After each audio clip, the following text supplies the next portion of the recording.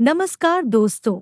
इस वीडियो में हम डिस्कस करेंगे कि टेनलिमैक M500 टैबलेट का उपयोग किन कंडीशंस में किया जाता है, टेनलिमैक M500 टैबलेट को कैसे लेना चाहिए और टेनलिमैक M टैबलेट की वजह से क्या साइड इफ़ेक्ट्स हो सकते हैं। और यह भी डिस्कस करेंगे कि टेनलिमैक M टैबलेट को लेते समय क्या-क्या सावधानियां रखनी चाहिए। टेनलिमैक M एक ब्रांड नेम है। टेनलिमैक M टैबलेट के अंदर दो दवाओं का कॉम्बिनेशन होता है। टेनलिमैक M टैबलेट के अंदर सॉल्ट कंपोजिशन टेनेलिग्लिप्टिन 20 mg और मेटफॉर्मिन 500 mg होता है। जब किसी व्यक्ति का ब्लड शुगर लेवल किसी एक दवा से नियंत्रण में न हो रहा हो, तब डॉक्टर दो दवाओं के कॉम्बिनेशन वाली टेनलिमैक M टैबलेट को लेने की सलाह दे सकता है। टेनलिमैक M टैबलेट का उपयोग टाइप 2 डायबिटीज में ब्लड शुगर के लेवल को नियंत्रण में करने के लिए किया जाता है। टेनलिमैक M टैबलेट शरीर में ब्लड शुगर के लेवल को कम करती है।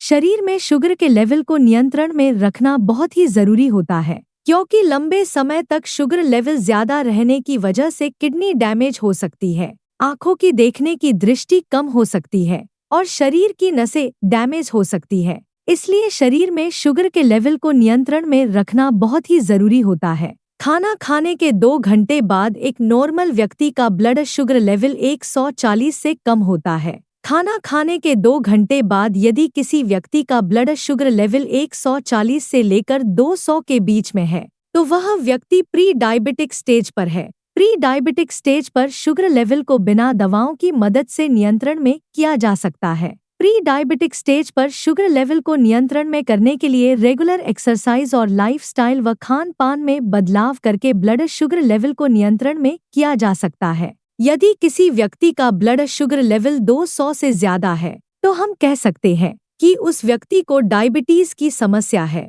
दोस्तों, कृपया वीडियो को लाइक करना व चैनल को सब्सक्राइब करना न भूलें। साइड इफेक्ट्स की बात करें तो वैसे तो ज्यादातर व्यक्तियों में टेनलिमैक M टैबलेट की वजह से कोई साइड इफेक्ट्स नहीं होते हैं, लेकिन कुछ % व्यक्तियों में टेनलिमैक M टैबलेट की वजह से कुछ साइड इफेक्ट्स हो सकते हैं, जैसे जुकाम होना, खांसी होना, गले या फेफड़ों में इन्फेक्शन होना, दस्त होना, कब्ज होना, उल्टी आना या उल्टी आने का मन होना, शरीर के जोड़ों व मांसपेशियों में दर्द होना, मुंह के स्वाद में बदलाव होना, कमर में दर्द होना, पेट में दर्द होना, वजन का बढ़ना, पसीना अधिक आना और सिरदर्द होना आदि साइड इफेक्ट्स टेनलिमैक M टैबलेट की वजह से हो सकते हैं। टेनलिमैक M टैबलेट की वजह से ये साइड इफेक्ट्स सभी व्यक्तियों में नहीं होते हैं, केवल कुछ % व्यक्तियों में इन साइड इफेक्ट्स को नोटिस किया गया है। इसके अलावा टेनलिमैक M टैबलेट को शुगर कम करने की अन्य दवाओं के साथ लेने से शरीर का ब्लड शुगर लेवल बहुत ज्यादा कम भी हो सकता है।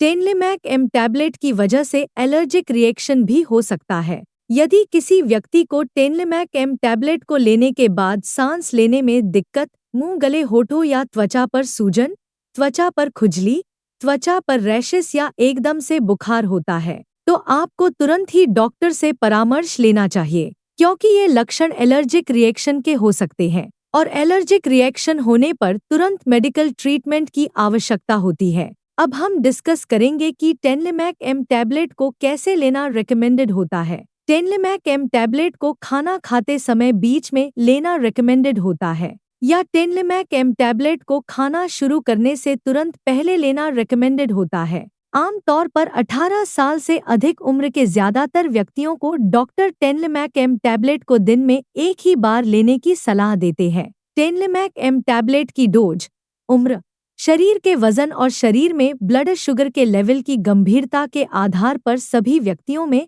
अलग अलग हो सकती है। इसलिए आपको टेनलिमैक M टैबलेट को आपके डॉक्टर द्वारा बताई गई डोज में ही लेना चाहिए। अब हम डिस्कस करेंगे कि टेनलिमैक M टैबलेट को लेते समय क्या-क्या सावधानियां रखनी चाहिए। लंबे समय तक टेनलिमैक M टैबलेट को लेने से शरीर में विटामिन B12 की कमी हो सकती है, इसलिए आपको समय समय पर शरीर में विटामिन B12 के लेवल की जांच को करवाते रहना चाहिए। शुगर को अच्छी तरह से नियंत्रण में करने के लिए आपको टेनलिमैक M टैबलेट के साथ साथ रेगुलर एक्सरसाइज करनी चाहिए। चिंता व तनाव से बचना चाहिए, पर्याप्त मात्रा में नींद लेनी चाहिए और यदि आपके शरीर का वजन ज्यादा है तो वजन को कम करना चाहिए। टाइप 1 डायबिटीज होने पर, किडनी फेलियर होने पर, लिवर फेलियर होने पर, कोई सर्जरी होने पर, डायबिटिक कोमा होने पर और डायबिटिक कीटोसिस होने पर टेनलिमैक एम टैबलेट को लेना रिकमेंडेड नहीं होता है।